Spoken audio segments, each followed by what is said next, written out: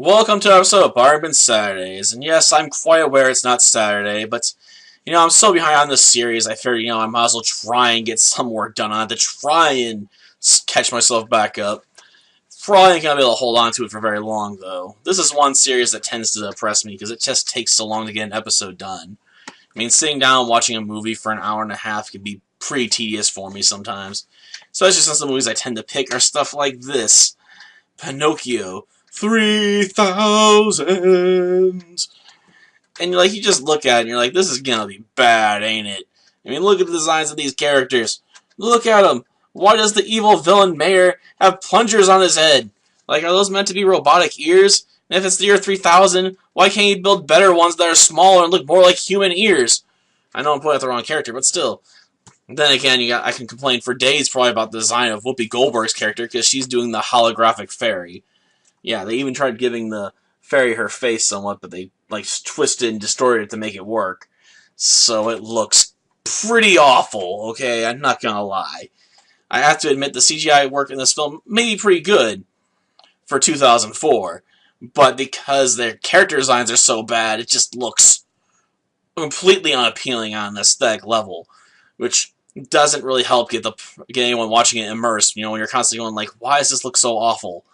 Why are these characters designed like this? Why does Geppetto give, Pinocchio the lower mouth of a human, but then give him, a Phantom of the Opera mask? And why does he bother giving him such a human-looking mouth, yet the rest of his body is so obviously mechanical? What was the point?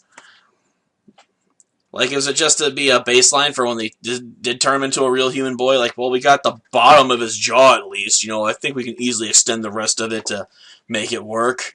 If we have a basic design for the face and cheeks and stuff. But we don't want to make him have just a human face. Despite the fact it's the year 3000 with advanced robots, that can do all kinds of things. And we have a person that can apparently build, holographic fairies with godlike powers. Which begs all kinds of questions, like, where does the holographic fairy come from? Who built her?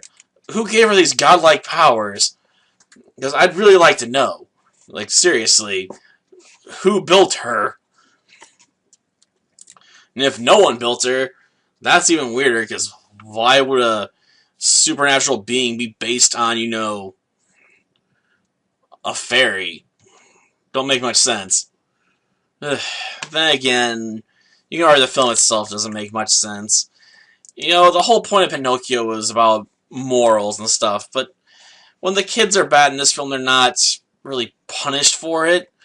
And when they're not doing anything that's wrong, that's when they get turned into robots, because, the villain's like, if I turn them to robots, I can control them. But the whole point of them turning into donkeys in the original story is because they basically made an ass of themselves when they went to Dunceland, and were doing whatever they wanted, smoking cigars, breaking windows, drinking alcohol, doing whatever they felt like.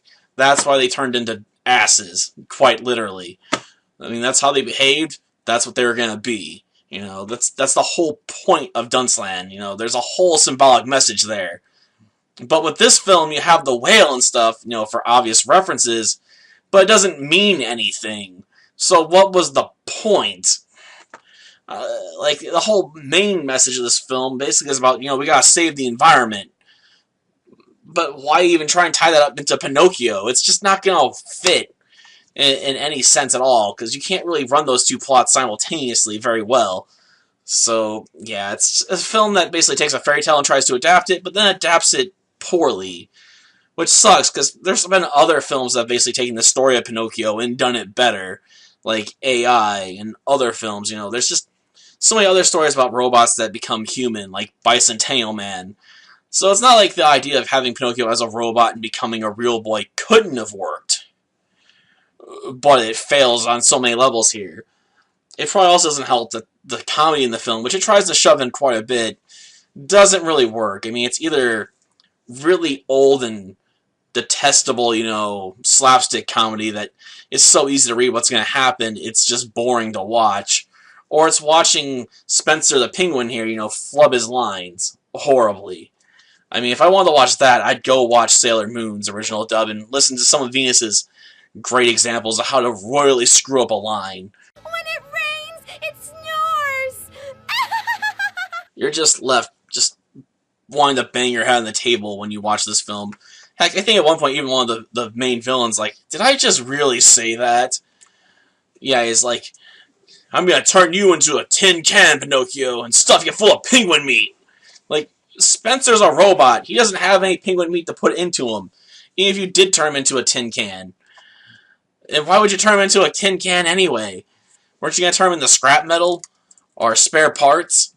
Why turn him into a tin can? And wouldn't it just be easier to use his chest as a tin can? I don't know. It's just one of those weird lines that you're just like, man, someone was just happy he was getting a paycheck, apparently. And the sad part is, we have some rather well-known actors, involved with this film. We've got Whoopi Goldberg, as I already mentioned, as the holographic fairy. You got, Malcolm McDowell as the main villain, Scamboli, which makes it quite obvious he's the villain, right? Because he's a scammer. Scamboli, I mean, come on, could it be any more obvious? And you have Howie Mandel as, Spencer, the penguin. Like I said, whose only real gimmick is he never shuts up and he can't say his lines right. Intermission.